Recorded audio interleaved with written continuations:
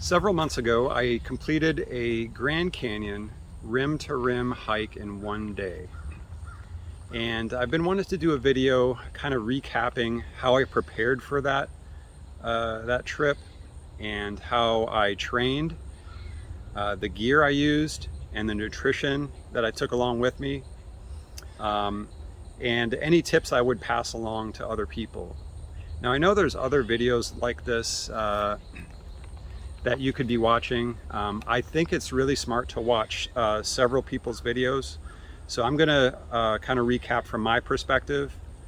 I think what's unique about my trip, fairly unique, is that I shuttled to the north rim of the Grand Canyon.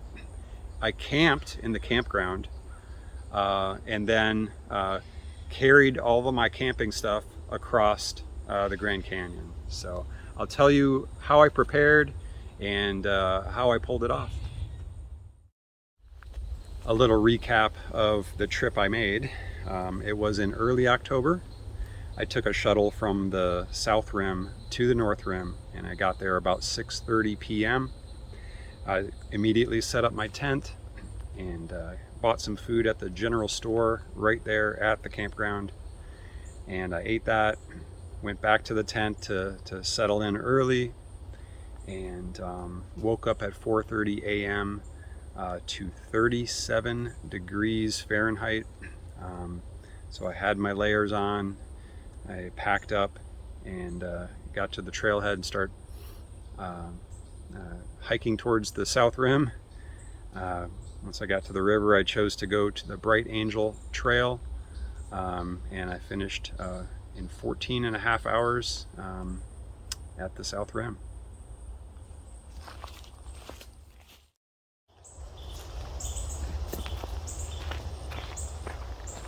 All right, so for physical training, here's what I think is important. Knee stability is huge. That descent into the canyon at the beginning of the day really beats up your body. You might think, well, I'm going downhill. That's like free mileage, right? No, it really beats up your body because you're descending a mile of elevation. So don't take that for granted. Just that sustained, pounding on your knees will really add up, and you'll feel that later in the day. So just let me illustrate, how your knees are working as you climb and descend. So as you're climbing, your glutes and hamstrings and knees are all working together to get you up like that. But descending is really a focused pounding right on the knees. So you can see that my glutes are not really engaging. It's really just quadriceps and then the knee, all the muscles around the knee to get you down the trail. So this is pretty steep. The trail is pretty gradual, but it's hours of that. So again, as you're descending, it's a focused pressure on the knees. So building up these quadriceps are important. And so some of the exercises that I thought worked well were getting on a stair climber. So I have access to a fitness center. You could use a stair climber at a fitness center, or you can use real stairs. Maybe find a parking garage or a tall building and use their stairs. You could, of course, hike actual mountains if you have elevation gain and loss around you. But make sure that you're doing climbing and you're descending.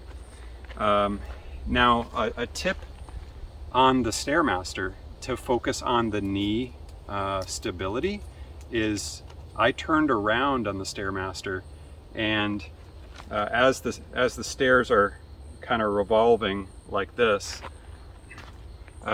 if you turned around, you're pushing with your knees, and that simulates that knee strain. So as the stairs are going down on the Stairmaster, you can follow that with your feet and push down, and that simulates that pretty well. Of course, there's the treadmill that kind of gives you a base of cardio and just mileage.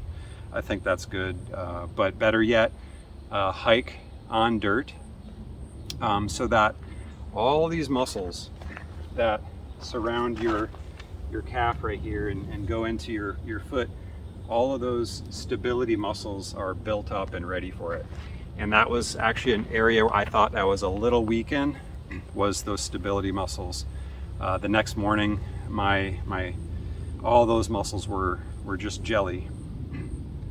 Also lunges. So lunges are great to, again, build not only the knee, but the glutes and the quadriceps as well. So I like to start from this position, and I have some extra weight usually, and I will lunge back, go back to neutral, lunge back, go back to neutral, lunge back, go back to neutral. Core strength, so I like planks. I like some other ab work like crunches and things like that, but some yoga poses are good to kind of build up your core. Cardio and endurance, hiking on dirt. So hiking on dirt is great. Get that endurance, do 10 plus miles at a time. Do that several times and to be ready.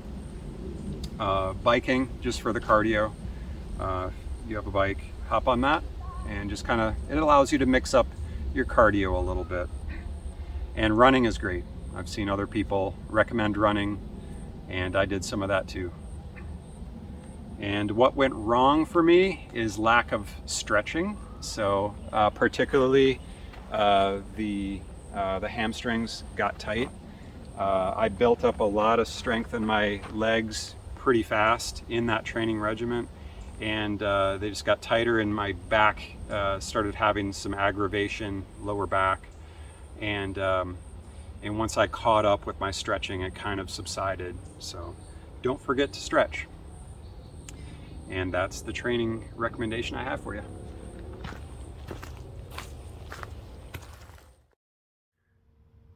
Now let's talk about the gear I took. This is my backpack. It's a Z-Packs Arc Haul 2018 model. It's nice and light. I think it's a little over 1 pound, and it fit my stuff just fine. I tried to pack as light as possible, so I'm gonna take all the contents out and kind of show you what I took. So here is the gear I took, and I'll tell you about each piece of gear as I go. I'll start with clothing. So I took a layered approach. So I had kind of a base layer micro fleece shirt. This is a long sleeve shirt. So I wore that as a base, and then I wore what I'm wearing right now is a sun hoodie. So I wore that over top. Then over top of that, it's a quarter zip fleece jacket. So that was on the torso. For my legs, I had a base layer of these tights, the kind of a medium weight tight with some reflective material there, so it reflects the heat back to you. So those are effective. And over top of that, some running style shorts. And so that's what I was wearing as far as clothes go, except I also had a fleece hat, so I was wearing that, and then this fleece buff. So that fleece buff I like to wear over top the hat, pulled down to the bridge of the nose, so that I still have open breathing, but my face is kept nice and warm in cold nights like I had. So I had 37 degrees in my tent. So Now this is something homemade, but is really effective, and maybe I'll do a video just on this someday. But I took a fleece sweatshirt and cut the sleeves, and kind of with the help of my wife, we created another layer. So it's a 2-layer fleece, and they act like loose booties, because in colder weather, the first thing that gets cold for me are my feet. So nice loose double fleece layer, and keeps me nice and warm. So that's what I was wearing. And so now we'll get into the sleep system. So this is a 36-degree synthetic sleeping bag. Of course, I had it packed down compact, but I'm not going to do it just for this video. And here's my sleeping mat. It's an inflatable. So the Nemo Tensor, a long wide. So I like the comfort of this a lot. An inflatable pillow. Sea to Summit Eros Pillow Premium Regular. And then here's a game changer, the Z-Packs Ultiplex. So it fits taller people like me. I'm 6'1", and I've got plenty of room in there. I even have a little room to the side for some of my belongings right in the tent. So that's the sleep system. Moving along. Right here is just some extras. So I had an extra buff that I just carried right on the pack strap right here. I kind of just put it in here. This was, I kept this inside out so that nobody could read it, but I wanted to carry this rim-to-rim buff across the Grand Canyon. And now, from now on, I will have it right side out, because I did a rim-to-rim. So, also, I think it's important to have rain gear.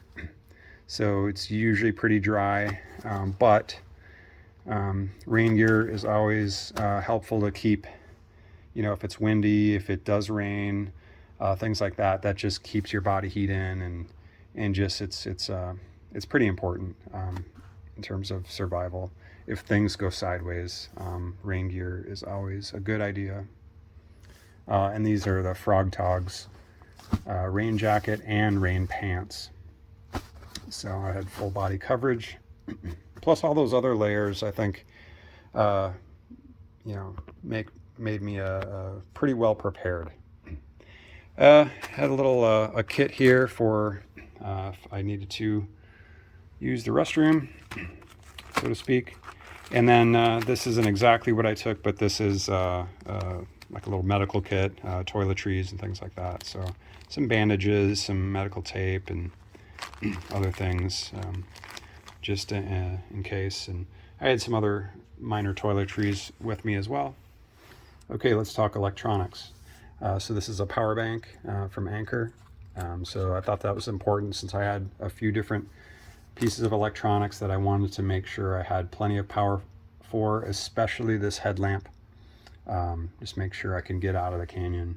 So yeah, this is a night core headlamp, and it's really good, LED based, and actually did not need to recharge that. That was good through the whole trip. And I like to wear just a simple digital watch, so I can just at a glance see the time and how I'm pacing my trip. And so I love it. Super cheap, but I love it. I brought a GoPro Hero 7 Black, and so that was a lot of my footage was taken on that, and then a little tripod for it, so I can set it up and take some third-person shots. This Garmin InReach Mini worked really well. I was able to stay in contact with my wife and let her know the pace I was going.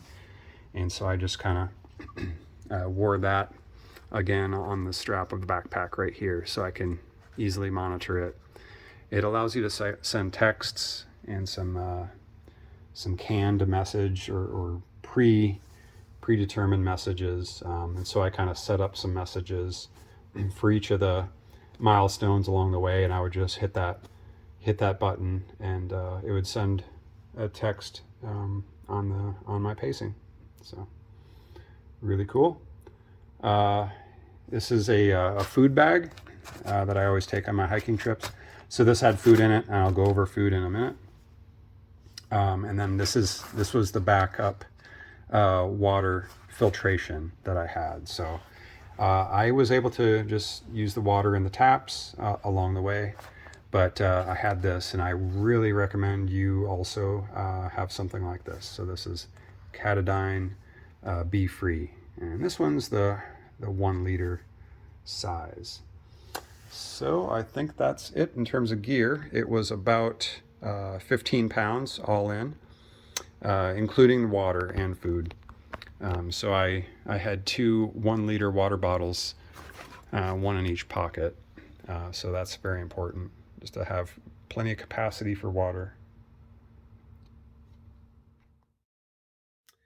All right, a little bit about the clothing I wore throughout the day. So a sun hoodie is something I really like for exposed climates like the Grand Canyon or Colorado and places like Florida where there's lots of sun. And so what I like about it is I don't have to wear suntan lotion all over, because I get some good coverage from the shirt itself. It's nice and breathable. And then when I want some protection from the sun on my head, that just pops over, and there's plenty of ventilation there too. So I just had the sunglasses and then this, and that provided some good coverage. And I had a little bit of suntan lotion on the face and my hands. All right, for footwear, I recommend trail runners. Not really into boots. I think they're just too bulky, heavy, not as breathable. Trail runners give you good sole support. They typically have a rock plate in there for rugged terrain. And then the tread is usually pretty good and knobby to give you some good traction. But plenty of breathability, and then some protection around here, so they're pretty rugged. And then I like wool in all weather, cold weather, hot weather. It's just breathable, it's durable, and these are great. So that's what I recommend for footwear. So this is kind of what my nutrition looked like. It was a goal of mine not to have to cook, so I didn't have to carry any cooking supplies. So it was all stuff ready to eat. And so let me kind of take you through some of the stuff. This is not exactly what I took, so I'll kind of comment along the way. For breakfast, I had a complete cookie. So these 2 bars represent a complete cookie, which is a nutritious cookie that is got a lot of good nutrition in it. I had a couple Lara bars. Those are some favorites of mine. They pack a lot of good nutrition in a small package. So I had a couple of those. And this represents trail mix. I like trail mix for just any kind of quick boost of energy, along the way. So I just kind of eat a little bit of that throughout the day. So just to keep the energy level going. For lunch, I had a tuna packet with a couple mayo packets with it, and then crackers. So I had more crackers than what you see here on the actual trip, but that was a good lunch. Nice and cool and nutritious and filling. A lot of good protein. And if you get the sunflower oil, that's added fat and calories. So look for the ones that are in the sunflower oil versus just water. It's important to have electrolytes, especially a trip like the Grand Canyon, where you're losing a lot of fluids through sweat, and you're losing sodium and other electrolytes. So I had a mixture of Miosport, and I think I had some Noon tablets, just a couple noon tablets with me. And then this is just for added boosts of energy. And I did take one or two of these on the climb out of the canyon. And then hiking trip for me is not complete unless I have a Snickers. It's just, I don't know, they just taste awesome on the trail, and good sugar and boost of energy too. So that was basically what I took.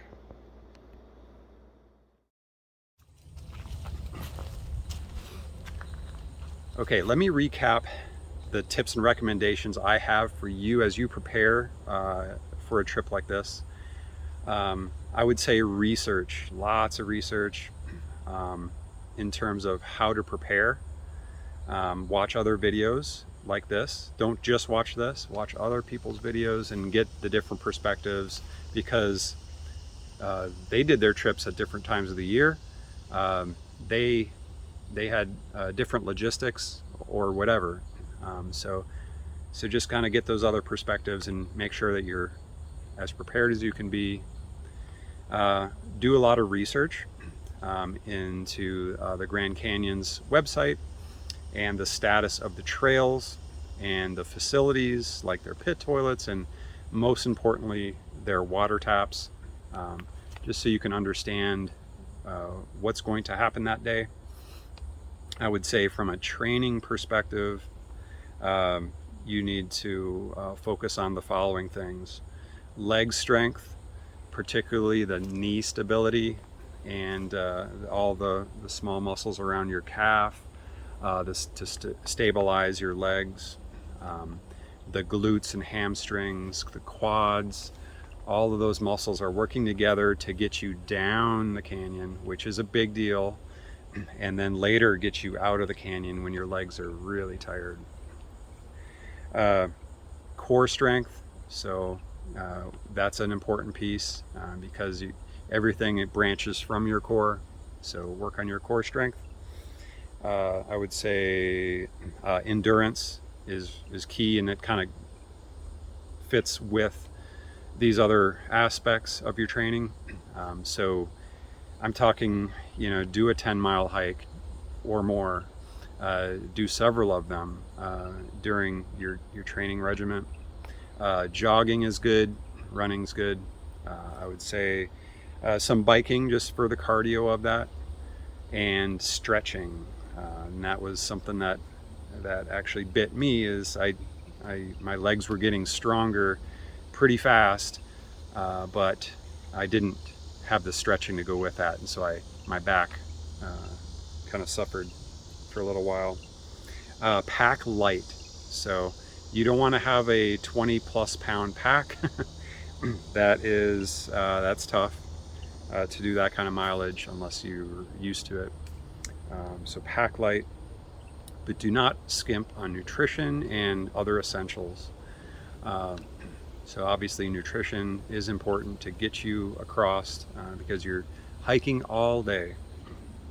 The essentials, like the clothing items, so that you're prepared to be in cold weather and hot weather, and that you have the stability of shoes and proper fitting clothing, and clothing that's not rubbing your skin and you have blisters and things like that. So you need to check the status of those water taps as you prepare for your trip, but also bring backup water filtration in case there's a last minute issue.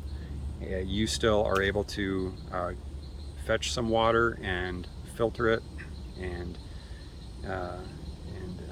just ensure that you have the hydration you need to get across the canyon. All right, and the last and most important tip: don't die. It might sound funny, but it really kind of sums up the mindset that you need. I was on the shuttle to the North Rim, and I asked somebody that has done it before, and I said, "What are your tips?" He said, "Don't die." So the rest of the trip, I kind of pondered that, and it actually is a great tip, because it brings the mindset that it's your responsibility to make sure that you are prepared to get yourself across the canyon. It's not the mindset of, hey, I'm going to try this feat, and if it doesn't go well, there are people to bail me out. That's not a good mindset. I think you need to be prepared and be comfortable with doing the mileage, doing that kind of a descent, enduring the heat and the cold, and being prepared with water and nutrition and all the proper clothing. That is all on you, and that's the best advice I can give you.